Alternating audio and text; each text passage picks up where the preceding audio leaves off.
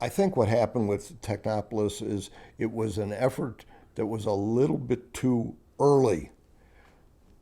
In my analogy of the soil not being quite ready, that was an effort to plant a garden that was going to blossom into Cortex, but it was too soon. The driving force behind it, which was entrepreneurs, someone said to me once, we are a country of hucksters and con men. The entre- we got a little too far ahead of that, and Technopolis wasn't. At the time, the soil wasn't ready for those things to grow there, so it failed. But luckily, the idea somehow the soil got better. And I think what made the soil better was the investment of the medical center and some of the people like Norm Tice from Citibank making loans to some of these entrepreneur, huckster maybe types. They said, now's the time to do it. Let's try again. And they tried again, and we've got Cortex. But also it was a change in American economy and our society. We changed from a society, and St. Louis was changing. Our manufacturing base was changing.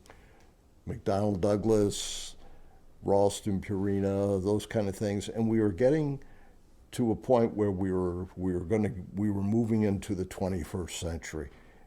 Cortex is a 20th first century kind of concept, and I'm sure there's interconnections, many interconnections between people who work in Cortex, either their spouses or their friends are somehow related to the technology and the medical center and all that. I think Harvey said it well actually yesterday. Again, these pieces of the puzzle start to emerge.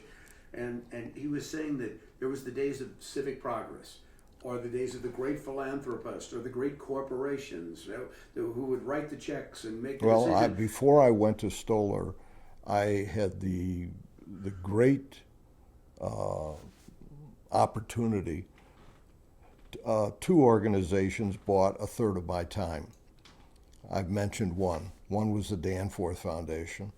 The other one was Civic Progress. They bought my time to work with them on projects as a consultant. And the person who came to me was Ted Jones, who was at First National Bank. And he was succeeded after his term by Hadley Griffin. And Hadley Griffin and Ted Jones were two wonderful bosses. Ted Jones of Edward Jones? No, Ted Jones of First National Bank, the banker. Okay. And Hadley Griffin of Brown Shoe were the heads of Civic Progress. Now, the men sitting around the table at Civic Progress when I worked with them were, the ones I can remember, Donald Danforth, Buster May, Harold Thayer, then Stanley Goodman replaced Buster, Mr. McDonald, Mr. Mack. It was, August Bush, Augie Bush. You've got some good old boys there. Those were the good old boys. And when they made a decision about what they were going to be for, what they were going to support, and they said to me,